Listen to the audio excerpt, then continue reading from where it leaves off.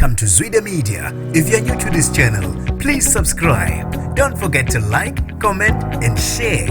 Here's a new video for today. Enjoy. Kubathazwa isihluku sowesifazane ontshontshe ingane maqede wayinquma ekhanda wafaka isidumbu sayo ebhakedeni. Nginibingelele ngiphinde nginamukele ezindabeni zezwide media. Igama lami ngusibonga konke wakandwande Mothanda, ungangibiza intatheli ka YouTube. Namanje usashaqekile umphakathi wase Potchefstroom eMkholombe ngesenzo sowesifazane kubekwa ukuthi untshontshe ingane ibambe izidlalela estradini maqede wabaleka nayo emjondolo ahlala kuona. Ufike wayinquma ngesikhulu ihluku maqede wafaka umzimba wayo ebhakedeni. Umphakathi ube sumfuna waze wamthola maqede wamhlasela umshaye waze washona.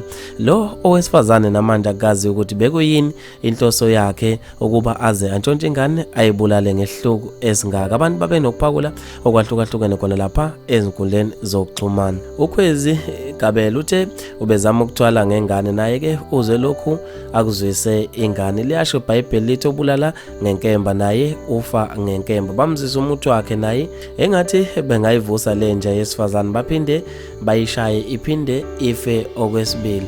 Uthulisile Mthembu uthe buka Nkosi yami ingane bakithi enhle kangaka.